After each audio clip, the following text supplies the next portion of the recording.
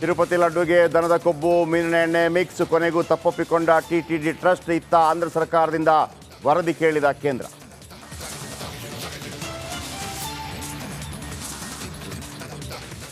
ಜಾಮೀನು ಬೆನ್ನಲ್ಲೇ ಮತ್ತೊಂದು ಕೇಸ್. ಅತ್ಯಾಚಾರ ಆರೋಪದಲ್ಲಿ ಶಾಸಕ ಅರೆಸ್ಟ್.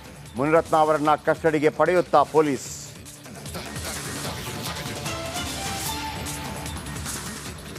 ಸೋರಿಕೆ ಆಯ್ತಾ ರಾಜಭವನ ರಹಸ್ಯ ಮಾಹಿತಿ. ಮುಖ್ಯ ಕಾರ್ಯದರ್ಶಿಗೆ ರಾಜ್ಯಪಾಲರ ಲೆಟರ್.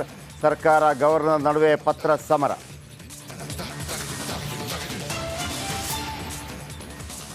ದಾವಣಗೆರೆ ಇದೀಗ ಬೂದಿ ಮುಚ್ಚಿದ ಕೆಂಡ. ಕೋಮುದಳ್ಳೂರಿಗೆ ಕರಗಿದ ಬೆಣ್ಣೆ ನಗರಿ. 40ಕ್ಕೂ ಹೆಚ್ಚು ಕಿಡಿಗೇಡಿಗಳು ಅಂದರ್.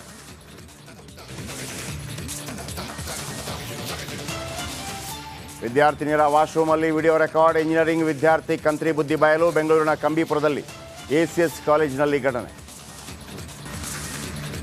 ತಿರುಪತಿ ಲಡ್ಡುಗೆ ದನದ ಕೊಬ್ಬು ಮೀನಿನ ಎಣ್ಣೆ ಮಿಕ್ಸ್, ಕೊನೆಗೂ ತಪ್ಪೊಪ್ಪಿಕೊಂಡ ಟಿಟಿಡಿ ಟ್ರಸ್ಟ್. ಇತ್ತ ಆಂಧ್ರ ಸರ್ಕಾರದಿಂದ ವರದಿ ಕೇಳಿದ ಕೇಂದ್ರ.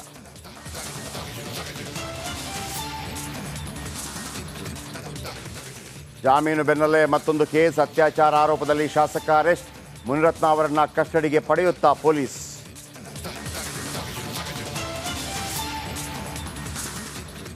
ಸೋರಿಕೆ ಆಯ್ತಾ ರಾಜಭವನ ರಹಸ್ಯ ಮಾಹಿತಿ. ಮುಖ್ಯ ಕಾರ್ಯದರ್ಶಿಗೆ ರಾಜ್ಯಪಾಲರ ಲೆಟರ್. ಸರ್ಕಾರ ಗವರ್ನರ್ ನಡುವೆ ಪತ್ರ ಸಮರ.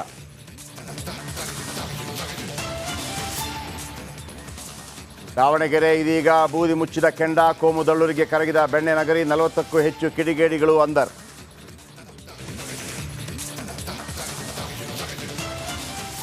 ವಿದ್ಯಾರ್ಥಿನಿಯರ ವಾಶ್ರೂಮಲ್ಲಿ ವಿಡಿಯೋ ರೆಕಾರ್ಡ್. ಇಂಜಿನಿಯರಿಂಗ್ ವಿದ್ಯಾರ್ಥಿ ಕಂತ್ರಿ ಬುದ್ಧಿ ಬಯಲು. ಬೆಂಗಳೂರಿನ ಕಂಬಿಪುರದಲ್ಲಿ ಎಸಿಎಸ್ ಕಾಲೇಜಿನಲ್ಲಿ ಘಟನೆ.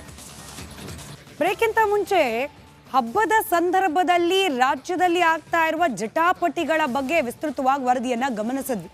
ಈ ಎಲ್ಲಾ ಘಟನೆಗಳನ್ನ ಗಮನಿಸಿರುವ ಜಮೀರ್ ಸಾಹೇಬ್ರು ಎರಡೂ ಧರ್ಮದವರಿಗೂ ಕೂಡ ಸಂದೇಶವನ್ನ ನೀಡಿದ್ದಾರೆ. ಚೂರು ರಗಳೆ ಆದರೂ ಕೂಡ ಸೆನ್ಸಿಬಲ್ ಅನಿಸುವ ಜಮೀರ್ ಅಣ್ಣ ಅವರ ಈ ಸಂದೇಶ ಯಾವ ರೀತಿ ಇದೆ ಗಮನಿಸಿ ಈ ರಿಪೋರ್ಟ್ನಲ್ಲಿ.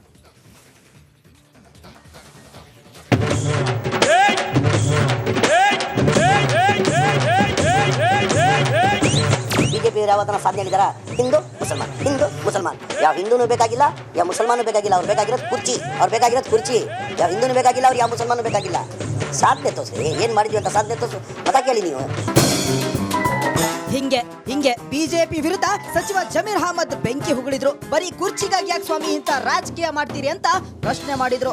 ಇಷ್ಟಕ್ಕೆ ಸುಮ್ಮನಾಗ್ಲಿಲ್ಲ. ರಾಜಕಾರಣಿಗಳು ಯಾರೇ ಆಗ್ಲಿ ಬೆಂಕಿ ಆರಿಸೋ ಕೆಲಸ ಮಾಡ್ಬೇಕೇ ವಿನಃ ಬೆಂಕಿ ಹಚ್ಚೋ ಕೆಲಸ ಮಾಡಬಾರ್ದು ಅಂತ ಬೆಂಕಿ ಹುಗಳಿದ್ರು. ಇಲ್ಲಿ ಬೆಂಕಿ ಹಚ್ಚೋದ್ ಕೆಲಸ ಮಾಡಬಾರ್ದು, ಬೆಂಕಿ ಆರಿಸೋದ್ ಕೆಲಸ ಮಾಡಬೇಕು. ಈಗ ನೋಡಿರ್ಬೋದು ನಾಗಮಂಗಲ ಗಲಾಟೆಯಲ್ಲಿ ಒಂದು ದೊಡ್ಡ ಇಶ್ಯೂ ಮಾಡಿದೆ. ಅವತ್ತು ಹೇಳಿದೆ ನಾನು ಈಗ ರಾಜಕಾರಣಿಗಳು ಹೇಳಿಕೆಯಿಂದಾನೇ ಇದೆಲ್ಲ ಗಲಭೆಗಳು ಆಗೋದು ಅಂತ ಹೇಳ್ಬಿಟ್ಟು. ನಾವು ಯಾವತ್ತರ ಬೆಂಕಿ ಆರ್ಸೋದ್ ಕೆಲಸ ಮಾಡಬೇಕು, ಬೆಂಕಿ ಹಚ್ಚೋದ್ ಕೆಲಸ ನಾವು ಯಾರು ರಾಜಕಾರಣಿಗಳು ಮಾಡಬೇಕು. ಯಾವುದೇ ಧರ್ಮದವರಾದ್ರೂ ಅವರವರ ಹಬ್ಬ ಅವರು ಆಚರಣೆ ಮಾಡ್ಕೊಳ್ತಾರೆ ಅಂದ್ರು. ಅವ್ರವ್ರ ಹಬ್ಬ ಅವ್ರು ಆಚರಿಸ್ಕೊಂತಾರೆ. ಈಗ ಗಣೇಶ ಹಬ್ಬ ಇಲ್ಲಿ, ಯುಗಾದಿ ಹಬ್ಬ ಇಲ್ಲಿ, ರಂಜಾನ್ ಹಬ್ಬ ಇಲ್ಲಿ, ಬಕ್ರೀದ್ ಹಬ್ಬ ಇಲ್ಲಿ, ಕ್ರಿಸ್ಮಸ್ ಇಲ್ಲಿ, ಅವ್ರವ್ರ ಧರ್ಮದಲ್ಲಿ ಅವ್ರು ಆಚರಿಸ್ಕೊಂತಾರೆ. ಇನ್ನು ಕೇಂದ್ರ ಸರ್ಕಾರನೇ ಪ್ಯಾಲೆಸ್ತೇನ್ಗೆ ಬೆಂಬಲ ಕೊಟ್ಟಾಗಿದೆ. ಆದ್ರೆ ಜಸ್ಟ್ ಒಂದು ಬಾವುಟ ಹಿಡಿದಿದ್ದಕ್ಕೆ ಬಿಜೆಪಿ ಅವರು ಅದನ್ನೇ ದೊಡ್ಡ ಸುದ್ದಿ ಮಾಡ್ತಿದ್ದಾರಂತೆ. ವಿ ಆರ್ ಸಪೋರ್ಟಿಂಗ್ ಪ್ಯಾಲೆಸ್ತೇನ್ ಅಂತ ಕೊಟ್ಟಿದ್ದಾರೆ. ಹೇಳಿದಾರಿಲ್ಲೋ ಕೇಂದ್ರ ಸರ್ಕಾರದವರು ಹೇಳಿದ್ದಾರೆ. ಈಗ ಯಾರೋ ಒಂದು ಫ್ಲಾಗ್ ಇಟ್ಕೊಂಡು ಕಾರಣಕ್ಕೆ ಈ ಬಿಜೆಪಿ ಅವರೇ ದೊಡ್ಡ ಇಶ್ಯೂ ಮಾಡ್ತಾರೆ. ಜೈಕಾರ ಆದ್ರೆ ಯಾವ್ದನ್ನ ದೇಶದ ಜೈಕಾರ ಆದ್ರೆ ತಪ್ಪದು. ದೇಶ ದ್ರೋಹಿ ಅವನು ಯಾರನೇ ಎನಿಬಡಿ ದೇಶ ದ್ರೋಹಿ ಅಂತವನ್ನ ಗಲ್ ಶಿಕ್ಷೆ ಸಿಗಬೇಕು. ಫ್ಲಾಗ್ ಇಟ್ಕೊಳ್ಳೋದು ತಪ್ಪೇನಿಲ್ಲ. ನನ್ಗೆ ಹೇಳೋದು ಇವರೇ ಘೋಷಣೆ ಮಾಡಿದಾರೆ. ಇಲ್ಲಾಗ ಇಷ್ಟೇ ಅಲ್ಲ, ಕೇಂದ್ರ ಬೆಂಬಲ ಘೋಷಣೆ ಮಾಡಿದ್ದಕ್ಕೆ ಇವರು ಫ್ಲಾಗ್ ಹಿಡಿದುಕೊಂಡಿದ್ದಾರಂತೆ. ಇಲ್ಲದಿದ್ರೆ ಅವರು ಬಾವುಟ ಹಿಡಿದುಕೊಳ್ತಿರ್ಲಿಲ್ವಂತೆ.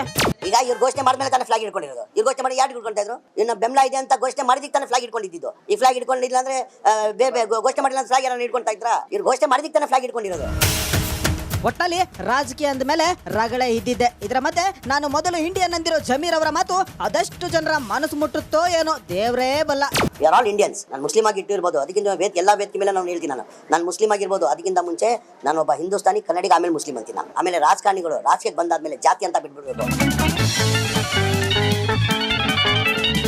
Bureau report, republic Kannada.